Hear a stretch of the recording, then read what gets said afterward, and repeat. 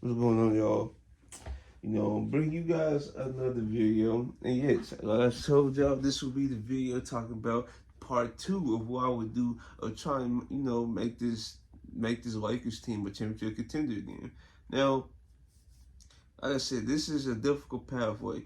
Like I said, like towards like when we come more, closer to the draft, maybe I start mocking like big Trey, like a Trey Young Trey or a Donovan Mitchell Trey. But in this video, no, I'm not gonna do a big Trey like that. But it's definitely gonna be a big Trey in this video as we get deeper into it.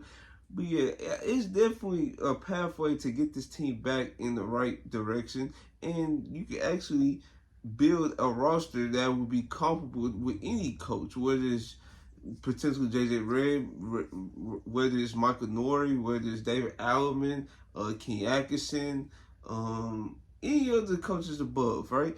It can definitely fit any of their play styles or any of their coaching styles, and we're about to go ahead and get into it.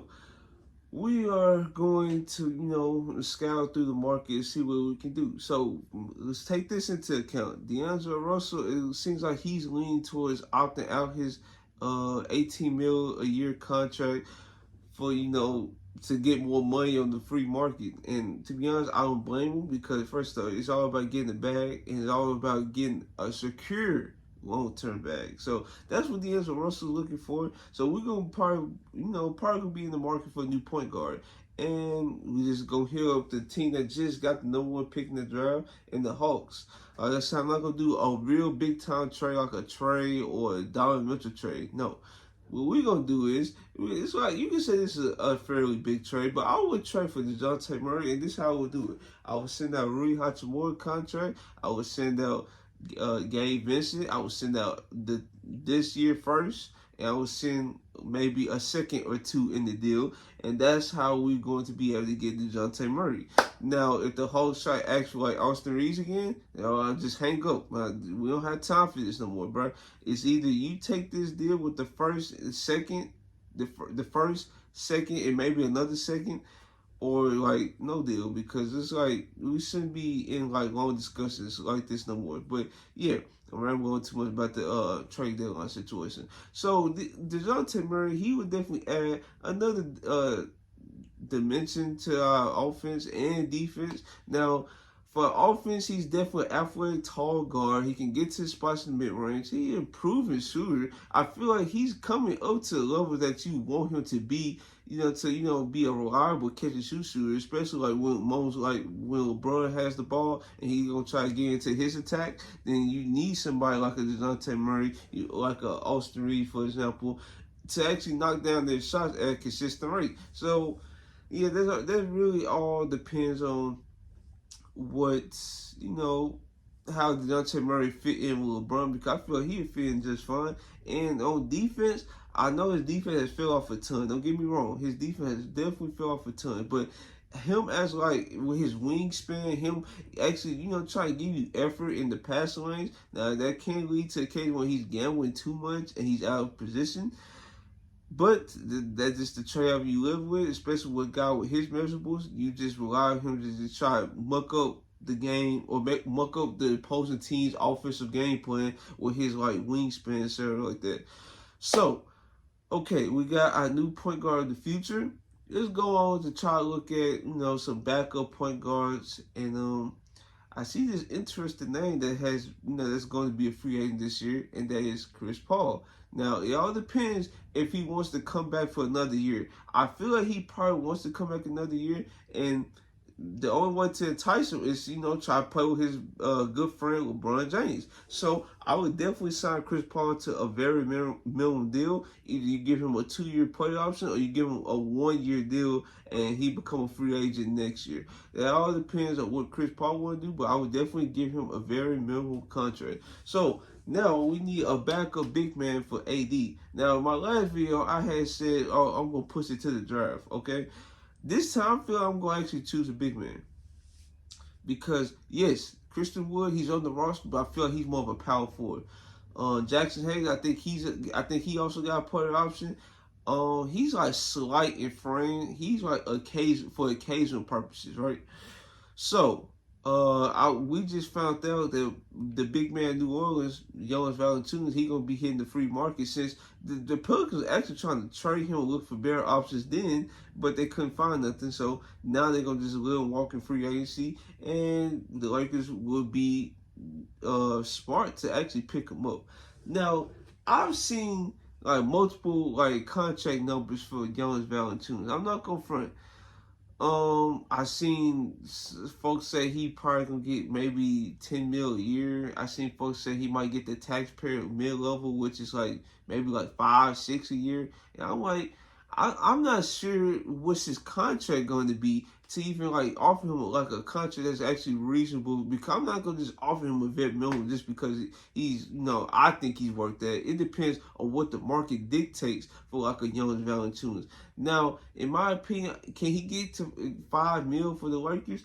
I feel like since he's like an imposing presence on the glass, he's a good rebounder. He okay to good post presence, and he's a willing passer. That's traits you want in a big or in a backup big man, and that's all. And that's another thing. Is he going to accept the backup big man role? Because I feel like him and AD working together in the front court, that I feel like that's not gonna work. Since AD, like he need to actually like ramp up his 3-point attempts, but I feel like that's not gonna happen, and I feel like he need to be more consistent, which I feel like that's also not gonna happen. So, yeah, I would definitely offer Jonas Valanciunas a 2-year, 10 mil contract around that area. Now I could be off base with that. That's fine.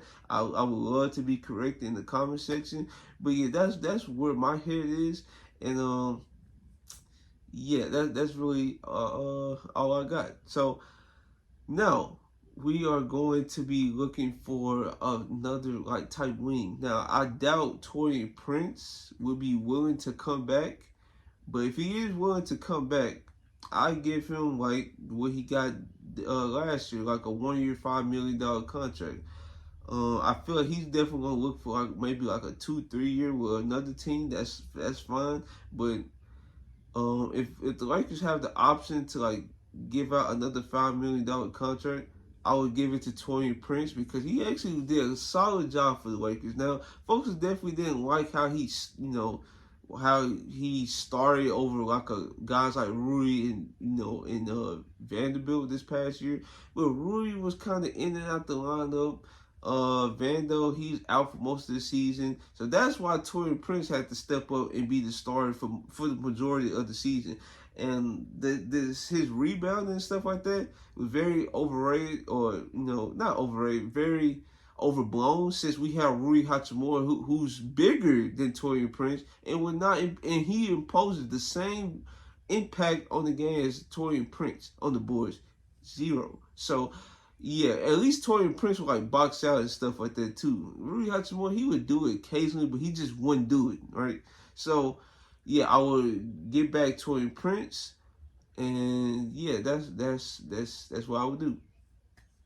Okay, so we basically got the roster pretty filled out because as of right now we got DeJounte Murray, we got Austin Reeves, and this other person about the name, that's who I'm about to talk about right now, and that's LeBron James. So you saw LeBron James that you're willing to try to compete, for the remaining years of his career. You saw you're willing to compete. So LeBron James, he would definitely sign a 4-year, $168 million contract. I feel like that's the number. I could be wrong on that, but yeah, I would definitely sign him to what he's asking for, and I would go from there. And this would be my lineup. It would be DeJounte Murray, Austin Reeves. Okay, so now you have offsetting skill sets in the backcourt. Still the same skill set like a D'Lo Reeves, right? Then I would do LeBron James. Then I would do Vanderbilt. Then I would do AD. Now, you can also say you would start Jonas, or you can start Christian Wood. In my opinion, I would definitely try to start Christian Wood first. I would definitely try to see what's up with that. But yeah, I would definitely do. In my opinion, if I had to choose between Christian Wood and Vanderbilt, I'd probably choose Christian Wood and let Vanderbilt come off the bench. So this is what I would do. Actually, no, I take it back. No, I take it back. I put Vando in the lineup. So this is what I would do. I would do DeJounte Murray, Austin Reeves. I would do LeBron. I would do Vando, AD. Then on the bench, you have Chris Paul. Then with Chris Paul back up, you have Jalen Hood-Schifino, right? Then you bring back not Kristen. You bring back Max Christie on a multi-year deal. That's worth his asking price, right? You bring Torian Prince, then you do Christian Wood, then you do Valanciunas. That's how I would do it. And then, like for example, for like a rotation pairing, like for example, if LeBron James and like DeJounte Murray head to the bench, you bring in Chris Paul, then him and AD go work in the pick and roll. That would be an ideal situation or ideal rotation. What I would do for next year. And this would be another way I would try to bring the Lakers back to contention. So hopefully you guys like this video, because I had to definitely think about it in this video. I probably got some of the numbers wrong, which is okay. I love to be corrected. And yeah, if you like this video, like, comment, subscribe. This is your boy Trail. I'm out.